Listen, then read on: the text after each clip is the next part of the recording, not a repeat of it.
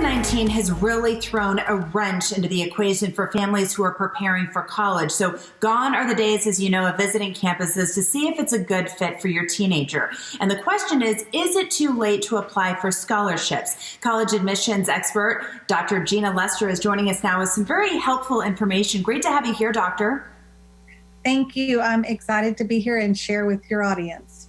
So how has the college admissions process changed due to COVID? I think the biggest change that we have seen overall in the college admissions process is the test optional coming into play and schools looking at students from a holistic perspective, which means they're not just looking at test scores and GPA. They're looking at what makes a student unique, what makes a student stand out, their activities, just all of the other pieces that go into the college admissions process.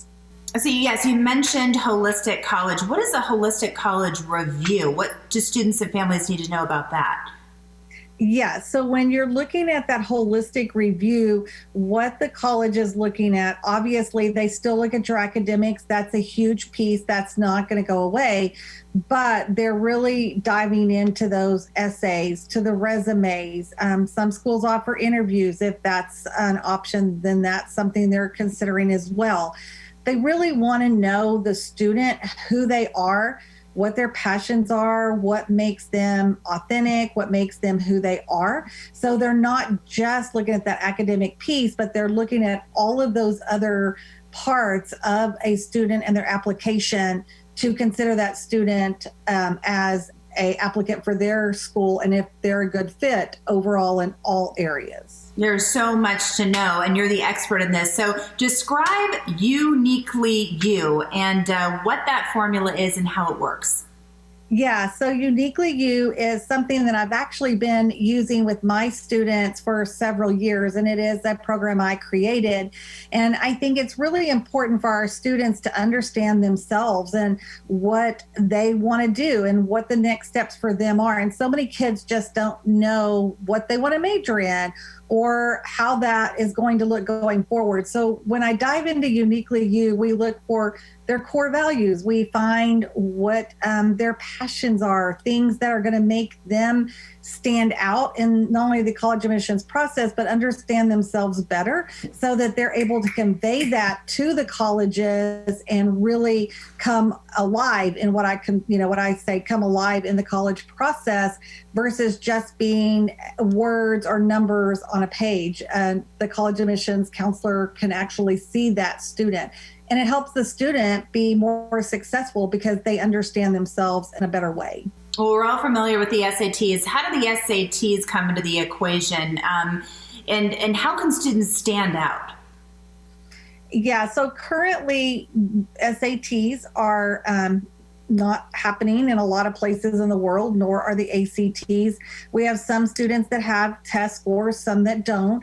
So colleges in general have gone test optional.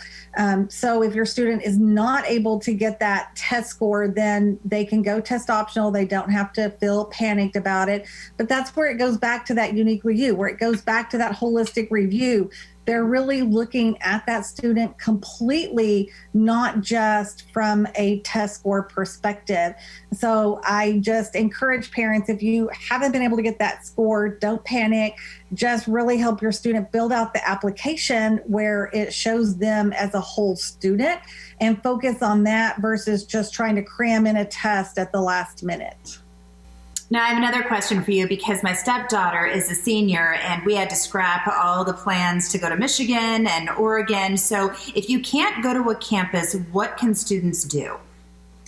Yeah, and I know that that's the biggest disappointment for our seniors this year for sure. And the one thing that I have noticed is that the colleges really are working hard to provide opportunities for our students. So there are several different things. One, there are lots of virtual college fairs going on. So you can just Google virtual college fairs and they'll come up and you'll find different ones where you can participate. Go to the actual website of the colleges you're applying for. Many of them are providing either Zoom group meetings or you can connect with the counselor or they're providing some kind of connection for the student so that they can meet other students or have a panel of discussion about the university. So that's a great thing to do as well. Also, on many of the sites, they have these virtual tours, which is great. And I know it's still not the same as getting on. Now, the other thing would be if you're in an area where you can travel somewhat safely, you can get to a particular college and at least kind of explore the area around the college, then that can be really helpful. We do have some colleges that are setting up college visits. They are not the group college visit. You have to pre-do that and have that all set in place. And some of them are offering self-guided tours. But I think that at least if it's a school that you're really, really interested in and you can get to the area, you can see safely, you know, the restaurants around it, what the campus looks like, how it feels. While it's not the same as the whole traditional college visit experience, it does at least allow you to know, okay, yes, I could see myself on this campus. Yep, it's going to be their second home. Really quickly, we only have about 20 seconds left. What are the biggest mistakes parents make and teenagers make when applying, and how can we avoid them? I think the biggest mistake is that we really so many times focus on just the test and we get really focused in on that. And so this year specifically, just take a breath and step back from that, really look at what that holistic view is going to be, and really developing out that college list, making sure you're picking a college list that's really right for your kids, not the one that where you went to school or your family went to school or their best friends going to school or that the U.S. World News and Report says is the school. You want to find the schools that are really right for your student. And that is absolutely the most important thing. And when you do that, the rest of the process is going to flow a lot smoother and you're going to have a lot more success. Seniors are happy that you said that. Dr. Lester, thanks so much for being with us. Thank you for having me. And right now, Dr. Lester is offering free copies of her book to the first 5 people who visit collegeadmissionsgameplan.com/book.